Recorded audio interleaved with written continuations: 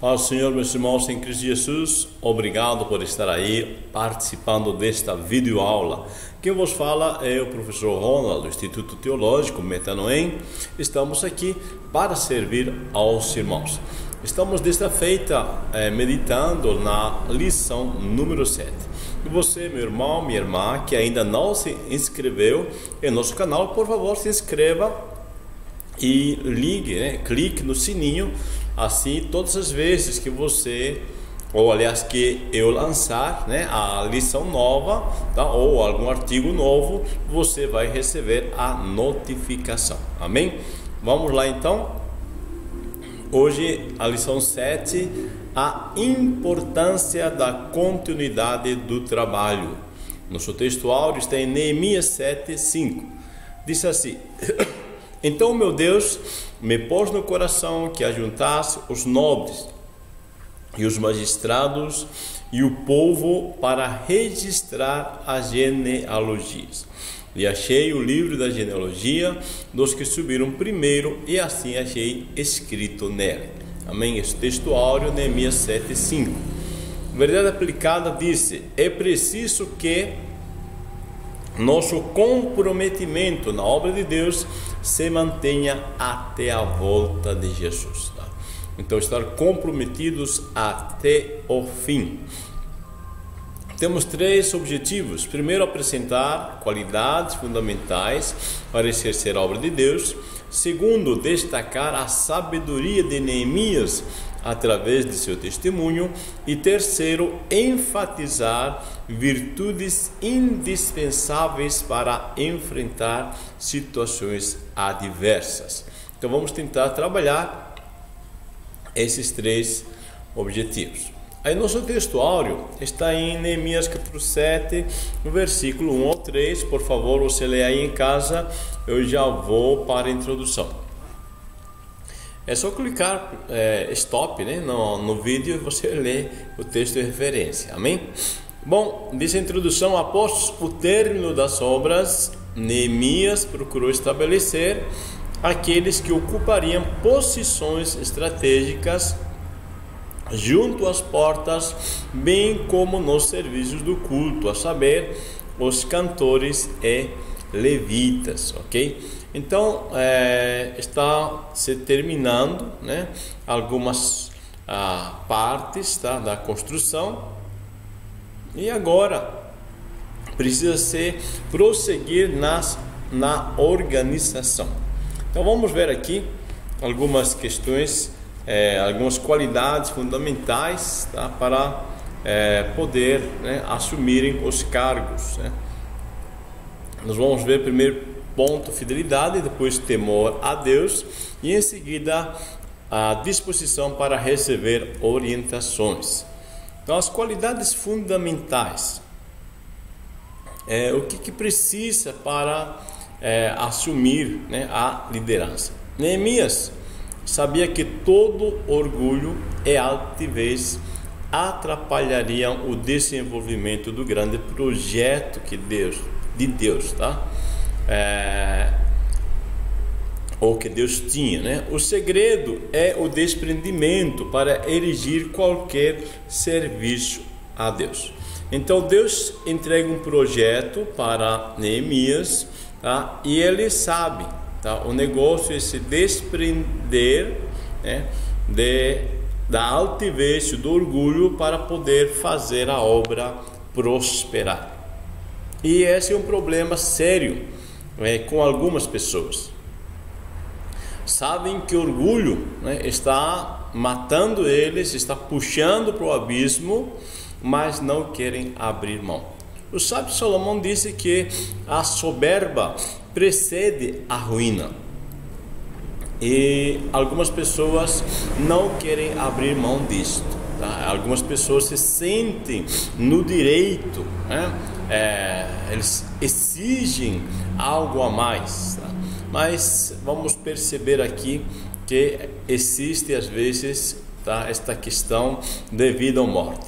Ou você abre, ou eu abro mão do meu orgulho, ou eu vou acabar morrendo. Tá? Então vamos pensar um pouco nestas questões.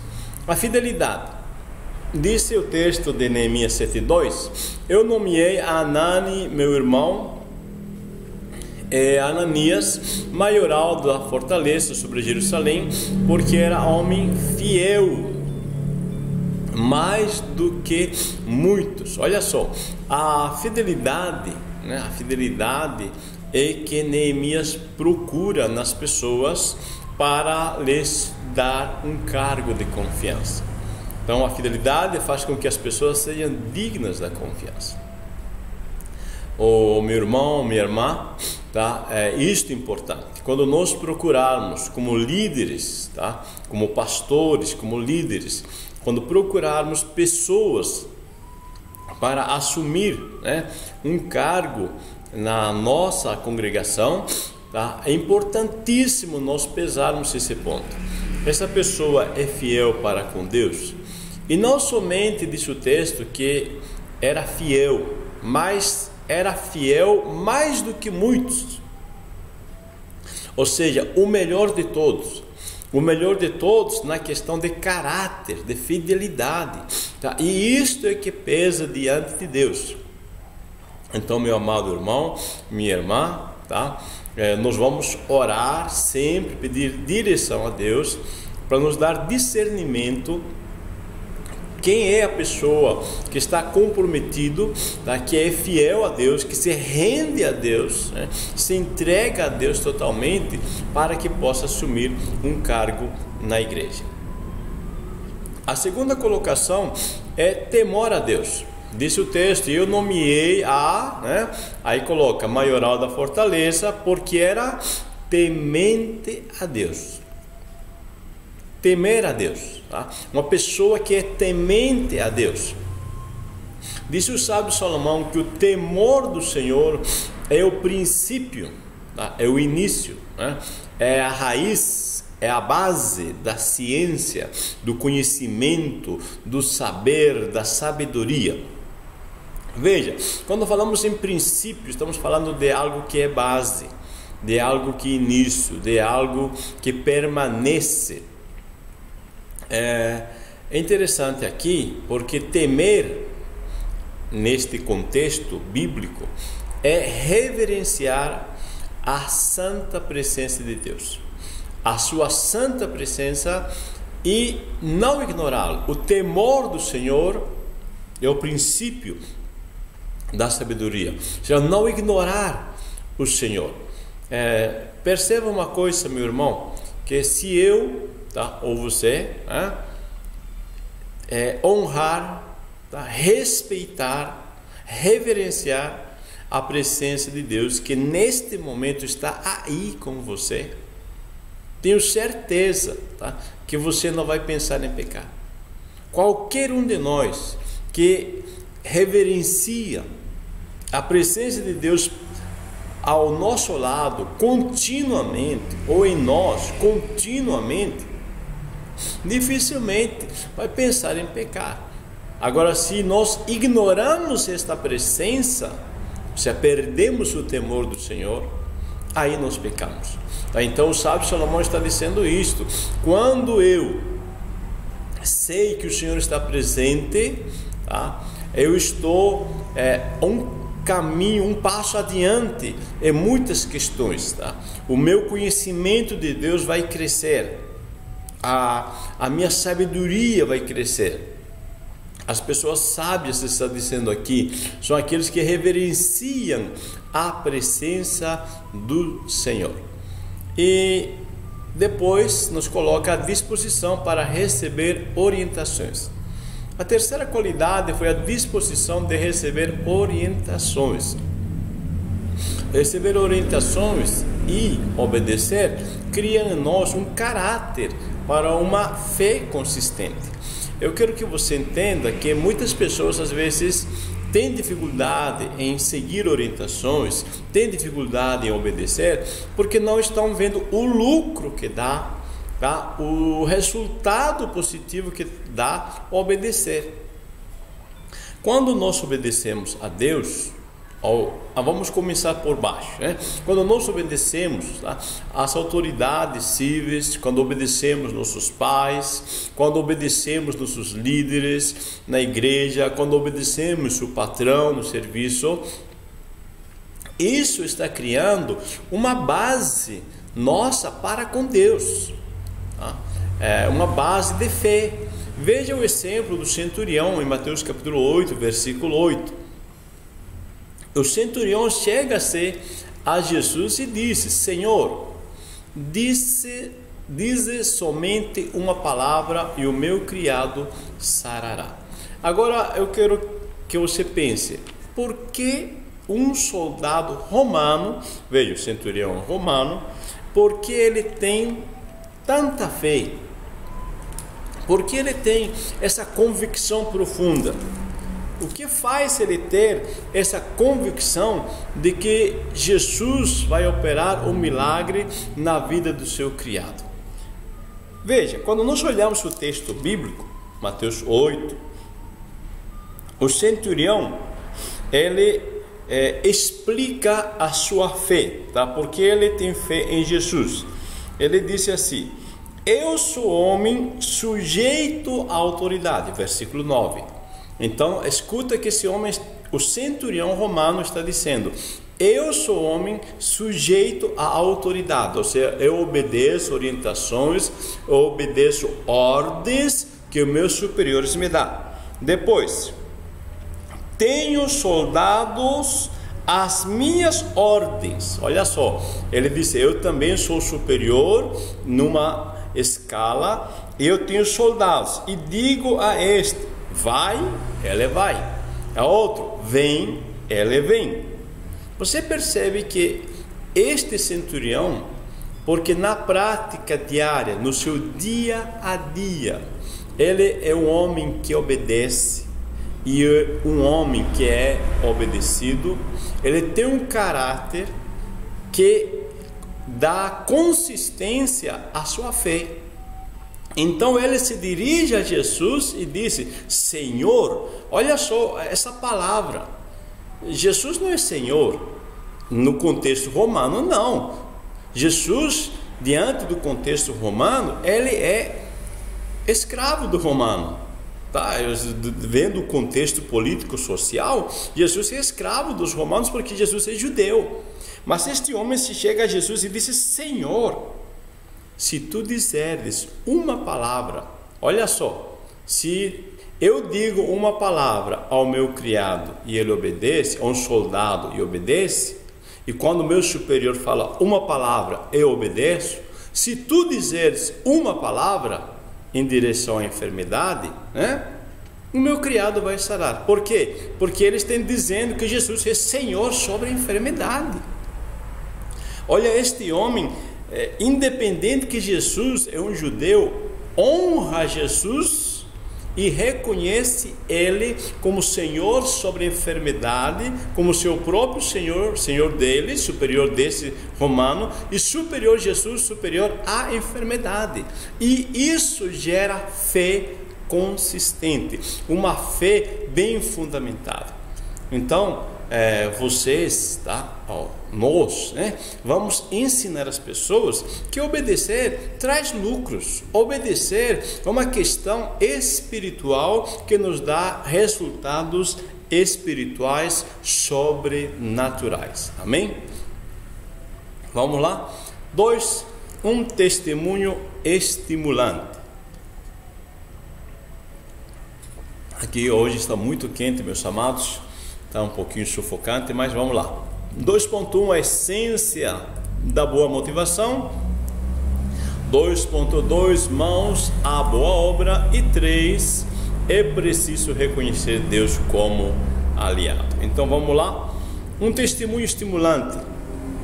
Neemias procura dar aos seus companheiros não uma autoajuda, mas ajuda que vem do alto. E neste tópico vamos destacar a sabedoria deste servo de Deus, estabelecendo metas concretas para seus liderados, ok? Olha só que coisa interessante. Uma coisa é você dar uma ajuda natural, e outra coisa é você ajudar teus companheiros a perceberem a ajuda sobrenatural. Amém? 2.1. A essência da boa motivação. Neemias conseguiu um feito notório. Por quase 100 anos, o discurso que imperou foi: não podemos fazer. Veja, essa era a conversa continuamente. Tem que arrumar o muro, não dá. Tem que arrumar as portas da cidade, não podemos. Não dá. Havia um pensamento negativo. Porém, após a interação com Neemias, o povo se vê tomado de uma força interna, ou seja, de uma motivação.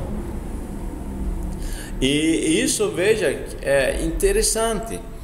Então, às vezes, o nosso povo, os nossos liderados, precisam de uma motivação. Precisam que haja um despertar. Na igreja, no trabalho, no lar, necessitamos de estímulos que nos mantenham firmes nos propósitos. A arte de motivar, a arte de liderar, a arte de fazer desejar as pessoas alcançar o propósito que nós colocamos na obra de Deus. Então, a semelhança, que nós falamos anteriormente, nós precisamos, colocar para as pessoas, uma motivação interna. Eu preciso mostrar às pessoas alguns benefícios da vida espiritual. Às vezes nós queremos que as pessoas façam algo, mas não mostramos os benefícios. Como eu disse, se eu mostro o benefício da obediência às pessoas, as pessoas vão querer obedecer. Então nós vamos trabalhar assim, vamos mostrar às pessoas que benefícios há em fazer a obra de Deus. Então aí nós temos uma motivação interna. Mãos à boa obra. Não basta apenas, eu errei aí, apenas estimular. É necessário um planejamento. Ou seja, precisamos de uma meta. O que vamos fazer? Precisamos de uma razão para atingir essa meta. Por que vamos fazer? E precisamos de um método, ou seja, como vamos fazer. Então não basta motivar a igreja, estimular o povo. Vamos fazer isso, sim, vamos fazer. Mas se eu não tenho um planejamento, eu quero ir de uma cidade A para a cidade B. Se eu não tenho um mapa, eu estou perdido. Por mais boa vontade que eu tenha de ir a uma determinada cidade, mas se eu não tiver, um mapa, um conhecimento, do endereço exato, eu não vou chegar lá. Eu tenho que saber o endereço exato, em que cidade que está, qual bairro que é, qual rua que é, qual o número na rua, para eu poder chegar lá. Então eu preciso de uma meta. E eu preciso também de uma razão, Para que eu vou naquela cidade? Tem que ter uma razão para ir. E o método, eu vou de quê? Dependendo da distância, Eu vou de carro, distância e objetivo, é claro, eu vou passear, então eu vou de carro, não, vou de avião, vou de navio, Então o método, como vamos fazer? Em toda a estratégia bem sucedida, você tem que pensar nesses 3 pontos, O que, por quê e o como, ok? O que é a meta, o porquê é a razão e o método é o como você vai fazer. Aí vai dar certo o teu plano. O 2.3 é preciso reconhecer Deus como aliado. Neemias levou as pessoas a olharem Deus e não para suas limitações e temores. Isso é uma estratégia muito boa,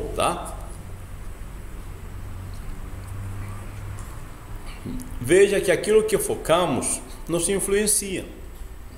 Por isso, devemos vigiar quanto aos pensamentos e sempre focar Cristo, nosso modelo. Veja só, aquilo que focamos nos influencia, né? O que eu estou pensando? O que eu estou colocando diante de mim?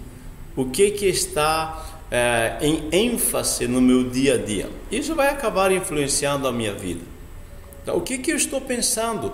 O apóstolo Paulo, em Filipenses 4:8, nos faz pensar nisso, tá? Que pensamentos você está pensando? Os pensamentos que você está pensando estão influenciando o teu modo de agir, teu modo de falar, teu modo de interpretar os outros, de interpretar as situações.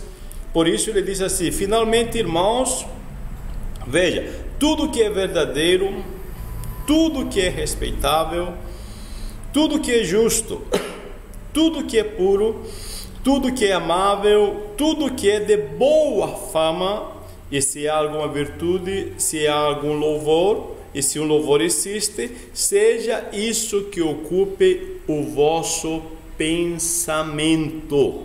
Tá?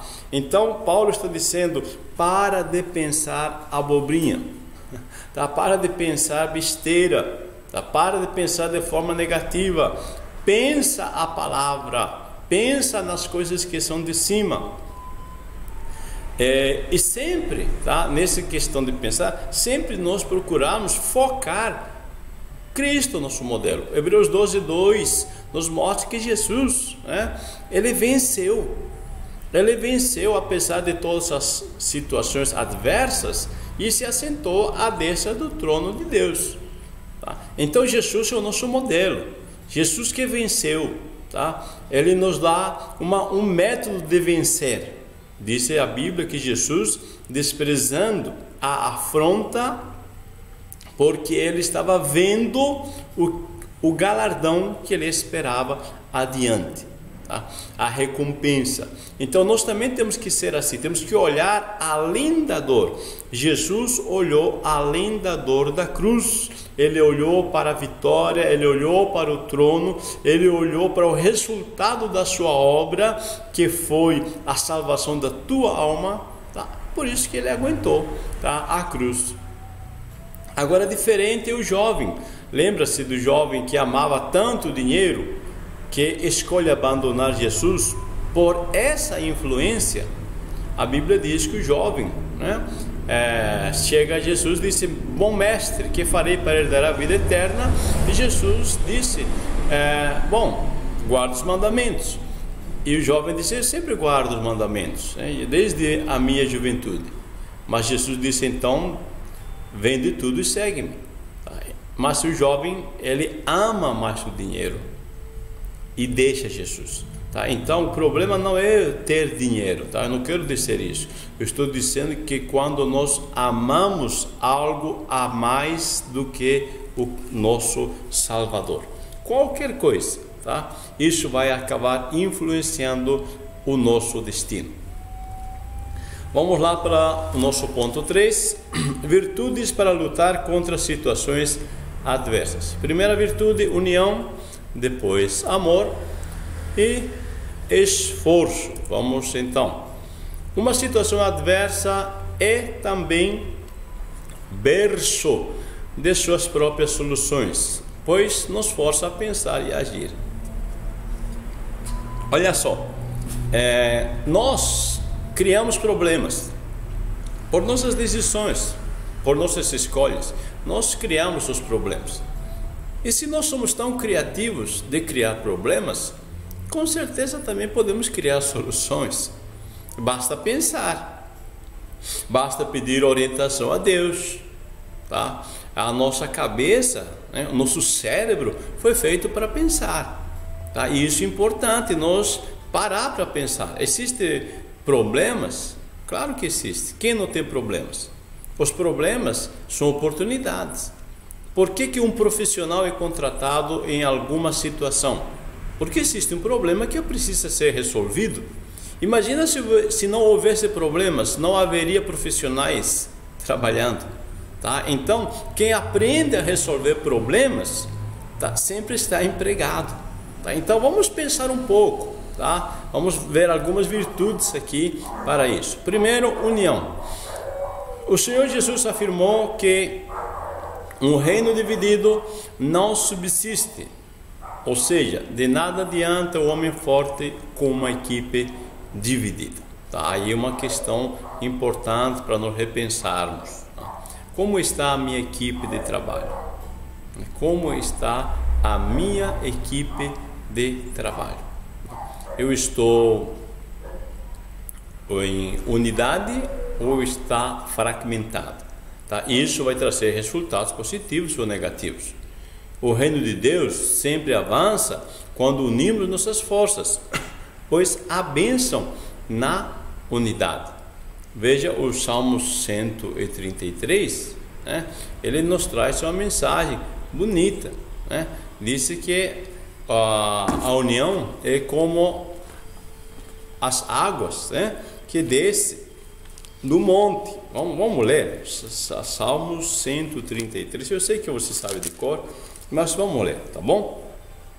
Diz: oh, quão bom e quão suave é que os irmãos vivam em união, é como o óleo precioso sobre a cabeça, qual desce para a barba de Arão, desce para a glória de suas vestes, e é como o orvalho do irmão que desce sobre os montes de Sião.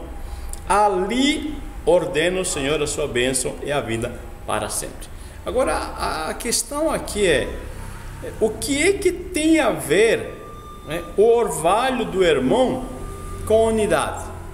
A pessoa pode questionar isto, né?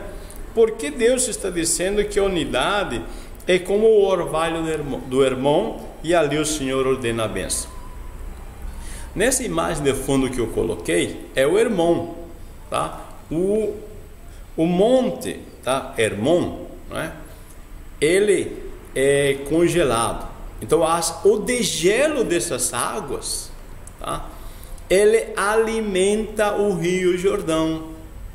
E o Rio Jordão é que rega toda Canaã, tá? De norte a sul, tá? O Rio Jordão traz a vida para a terra prometida, para Canaã. Por isso que o salmista está dizendo que a unidade é assim como o orvalho de Hermon, tá? Porque o orvalho de Hermon, que alimenta as águas do Jordão, trazem vida. Ali o Senhor ordena a bênção. Olha só, meu irmão, tá? Quando então nós estamos em unidade, tá? Deus ordena a sua bênção, faz-nos prosperar, igual as águas que regam toda Canaã.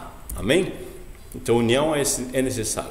Amor é a esperança, e a esperança, diz Paulo, Romanos 5, não traz confusão. Por quê? Porquanto o amor de Deus está derramado em nossos corações pelo Espírito Santo que nos foi dado. Preste atenção aí. O amor de Deus está derramado em nossos corações. Então, você tem amor? Claro que tem. Se você aceitou Jesus como Senhor e Salvador da tua vida, você tem amor. Às vezes alguém diz: ah, mas eu não amo fulano. Não é que você não ama fulano, é que você simplesmente não quer praticar o amor. É diferente. Se você aceitou Jesus, está escrito aí, Romanos 5,5, né? Deus derramou amor, você tem amor no coração. Agora, assim como todo dom, Deus nos dá a semente do amor. Mas se nós não o plantarmos, isto é, não exercitarmos o dom do amor, ela não vai produzir resultados. Eu quero que você entenda isto. Nós aprendemos a amar. O amor é um exercício, precisa ser exercitado. Você vai amando um pouquinho, mais um pouquinho, mais um pouquinho. Daqui a pouco você está amando, tá? Em abundância. Tá? É como um exercício físico, né? Se você levanta 10 quilos, 20 quilos, 30, 50, 100 quilos daqui a pouco, tá? Por quê? Por exercício. O amor também é assim. Deus nos derramou o amor em nosso coração? Sim. Tá? Agora vamos amar as pessoas intencionalmente e exercitar o amor. Esforço. Quando foi chamado para assumir o lugar de Moisés, Josué recebeu uma recomendação do Senhor Deus.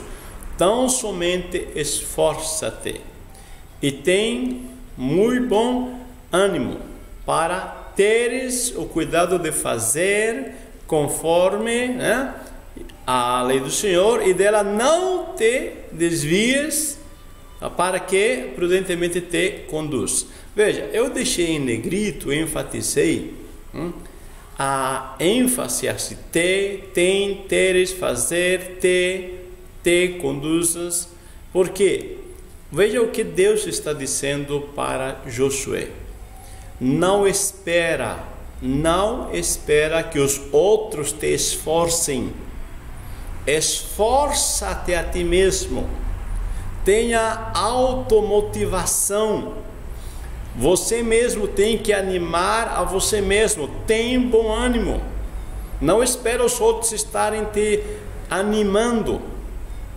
você que tem que ter cuidado, você que tem que fazer conforme a lei, você tem que vigiar para não te desviar, não precisa que os outros fiquem te cobrando, você tem que assumir a responsabilidade de ser prudente. Então, às vezes nós falhamos porque nós estamos esperando que os outros nos animem, que os outros fiquem nos cutucando, nos motivando, nos cobrando ou nos premiando. Aí nós erramos, tá? Muitas pessoas não alcançam o sucesso porque são pessoas que estão esperando motivações externas. E cada um de nós deve fazer sua parte.